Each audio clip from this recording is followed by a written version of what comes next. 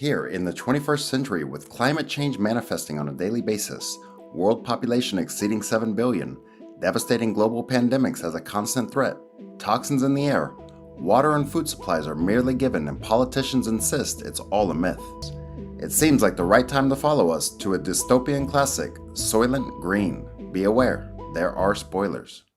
In the year 2022, New York City population has risen to over 40 million people. In one of the apartments in the city lives Detective Thorne. When he turns on his TV, an ad plays for Soylent Green, which is a miracle food made from plankton, but it's usually in short supply. Shortly afterwards, his friend Saul Roth turns the TV off, not wanting to hear the next segment on the broadcast. While Thorne is shaving, he asks Saul about some cases he can investigate. Saul has no cases for him yet, and Thorne reminds him that both of them need a case to work on or become unemployed like the other 20 million New Yorkers. While figuring out what cases to pursue, Saul describes what it is like when he was growing up. For him, food was not artificial, the water was clean, and the world wasn't polluted. One could buy meat and eggs, but now nothing grows in the constant heat waves that plagues the world.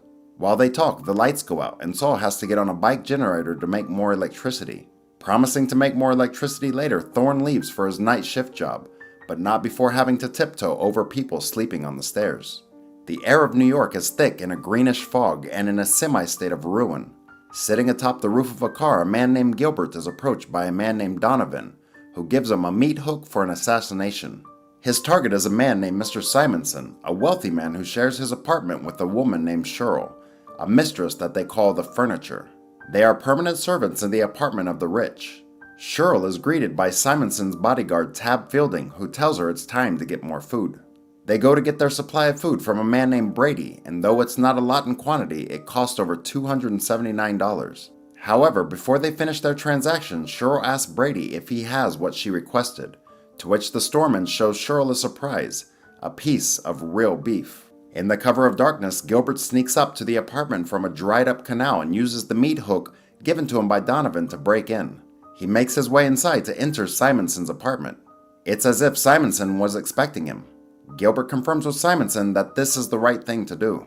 Simonson tells Gilbert he understands why he must die. He turns his back to Gilbert and gets killed right away. Then Gilbert leaves the scene of the crime. With Mr. Simonson's death, Thorne is brought in to investigate. First, he meets with the building owner, Charles. He tells Thorne that the security system failed earlier, the first time in 2 years. Thorne is then led by Charles to Mr. Simonson's apartment, where he meets with Tab Fielding and Furniture Cheryl. Thorne checks out the apartment for food and drinks, looking for evidence in between. After checking out the sink, Thorne tells Tab to write down all of his movements and his employment number. As Tab walks away, and Thorne washes his face in the bathroom, he takes the soap, towel, and a bottle of booze, putting them into a pillowcase. Thorne then asks Cheryl to come into the living room for some questions. Thorne looks for signs of abuse but finds none on her. She tells him Simonson was a gentleman and that she was never unfaithful to him because she would never risk her job. When asked what she will do next, she tells him she will stay there till the next tenant arrives and will stay if that one wants her. It's not long before the body disposal team led by a man named Wagner comes to retrieve the body, which will go to a waste disposal plant.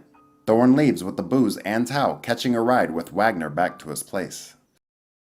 Thorne returns to the apartment and surprises Saul with his trophies from Simonson's apartment, including some real papers, some pencils, a large cake of soap, and 2 large volumes of Soylent Corporation's oceanographic survey reports. Then he shows him the bottle of booze. Saul is suitably impressed. Thorne shows him a few vegetables, but when he shows him the piece of beef, Saul gets emotional and remembers when he was young that nobody cared. Sometime later at the chief's office, Thorne discusses with Chief Hatcher about the murder of Mr. Simonson. He doesn't believe it was a burglary. He thinks it was an assassination. He concludes this because the alarm broke for the first time in 2 years. The bodyguards were conveniently out shopping, that nothing was stolen, and the weapon was a meat hook. Next, we see a street scene with crowds of poor people lining up to collect water from allocated taps. Saul is in line with other people. A woman is calling out advertising Soylent Yellow made from soybeans. Meanwhile, Thorne is staking out the apartment building where Tab Fielding lives. He waits until Tab leaves the building, then proceeds to Tab's apartment to look for some evidence that might incriminate him in the Simonsons' murder. Inside Tab's apartment, a woman named Martha is eating from a jar as Thorne bangs on the door, announcing he's from the police. Martha quickly hides the jar before opening the door, but she forgets to hide the spoon. Thorn enters and introduces himself, then questions Martha. He asks if they're married, but then establishes that she is furniture. While she's in the bedroom, Thorn walks into the living room, then to the door. He walks off, leaving the door open. Martha looks down at the table with annoyance, realizing that Thorn has taken the spoon. Sometime later, Thorn is back at his apartment with Saul. While enjoying the stolen booze and food, they discuss the details that Saul has been able to uncover about Simonson and how he joined the board of the Soylent Corporation. It seems that Governor Santini is also on the board of directors. Before Thorn leaves their apartment, he gives Saul the spoon he took from Tab's apartment and asks him to taste it. Saul can't believe that he's tasting strawberries that actually cost $150 a jar. Thorn then leaves the apartment to get to a public phone where he calls Chief Hatcher. He lets him know Simonson was a director of Soylent and that he is being followed. Letting Hatcher know about the strawberry he found, he is told to come in first thing in the morning and then hangs up. Unknown to Thorn, Hatcher has Donovan in his room. Donovan wants to know if the department that Thorn works for will cooperate with the governor's office, to which Hatcher agrees. Cheryl is entertaining a group of well-dressed girls' furniture as Thorn arrives. He asks Cheryl to go to the bedroom and prepare the bed. As she pulls back the bed covers, Thorn tells her that Simonson was murdered, assassinated, nothing to do with the robbery. He asks her about Simonson's acquaintances. Cheryl mentions a few names, one of them is Santini. She gets undressed and gets into bed, telling Thorn that Simonson took her to church and talked to a priest. Thorn gets undressed and gets into bed, then kisses Cheryl. While they share some passion in bed, Charles enters and becomes very angry that all these girls are sitting around in the apartment. He starts getting abusive and hits a couple of the girls. Just then, Thorn appears from the bedroom, still dressing. He asks Charles what the problem is.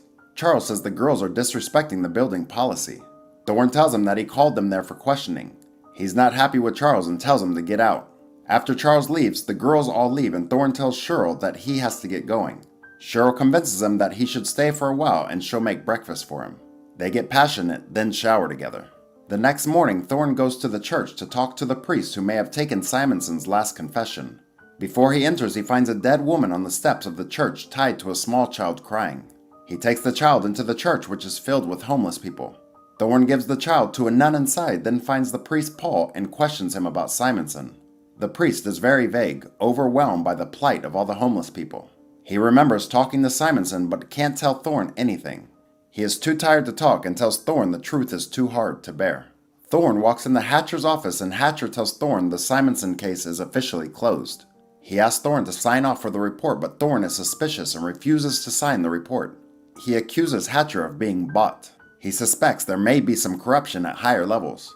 As Thorn leaves, another officer throws him a helmet and tells him he's on riot control. Now we see a large covered enclosure which has some small trees growing inside. Donovan tells Governor Santini that police officer Thorn is becoming a problem. Santini tells Donovan to take care of the problem. The inside of the church is full of homeless people and many are lined up to give their confessions to the priest. Tab enters the confessional box and shoots Paul. At another food line, Thorn is there to guard the area in case a riot happens. In all the mayhem that's going on, Gilbert appears and tries to shoot Thorn, but he shoots a woman in front of Thorn by mistake. Thorn sees Gilbert and tries to get through the crowd to catch him. Gilbert takes another shot at Thorn but shoots a man instead. Thorn finally catches Gilbert and throws him to the ground. Gilbert rolls over and shoots Thorn in the leg. Before Thorn can do anything, the large steel scoop from one of the trucks comes down fast and squashes Gilbert, killing him immediately. Tab arrives at his apartment to find the front door is already unlocked. As he enters, Thorn starts to fight with Tab, asking him who is paying for everything.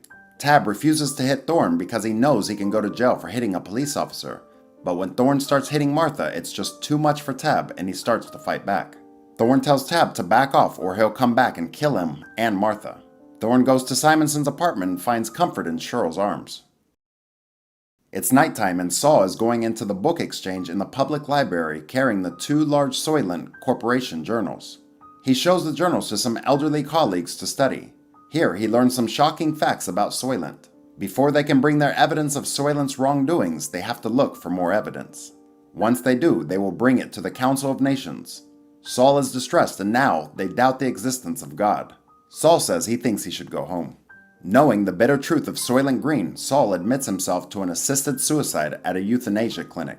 Thorn arrives back home and finds a farewell note from Saul. He immediately leaves to stop him. However, he is too late and Saul's in the middle of his last moments. Thorn attempts to stop it, but upon seeing what Saul is seeing, he stops himself and watches it too. He cries over the images of old Earth and the beauty they once had. Saul tells Thorn that what he and his colleagues have found in the journals. He tells Thorn that they need proof of what is happening before they can approach the Council of Nations. Now, Thorn understands the enormity of deception and cover-up by the Soylent Corporation. Saul is content to pass away watching 20 minutes of beauty whilst listening to classical music. He leaves the front of the building and sneaks downstairs to the basement where all of the deceased bodies are being loaded into the waste disposal trucks. As one of the trucks is leaving, he runs alongside and jumps onto the truck, climbing onto the top and hiding. He calls up Hatcher, but he is on hold. Till he's available, he calls up Cheryl and confesses his love to her. Before she can ask what's going on, Hatcher is connected. He tells him that he is at the exchange, but then sees some guards that have noticed him. He opens fire, kills one, and runs away. One of the guards hits him in the abdomen and he loses his gun. He runs inside the church and the guard follows. Noticing blood on the floor, the guard follows it, hoping to get to Thorn. When a woman gets up and knocks something over, the guard opens fire on her, killing her. He is then attacked by Thorn, who is weak and gets beaten up by the guard. Knocking him to the ground, Thorn finds a knife and stabs the guard in the abdomen. Hatcher gets to the church and finds Thorn, who tells Hatcher to get to the book exchange and tell them that he has proof. He tells Hatcher that he's seen it at the processing plant. Soylent Green is made from people. The ocean is dying, and so is the plankton. As they carry Thorn out on the stretcher, he makes Hatcher promise to tell the exchange Soylent Green is made out of people. Like and subscribe to watch more videos like this, and don't forget to turn on your notifications. That really helps my channel. Thanks for watching.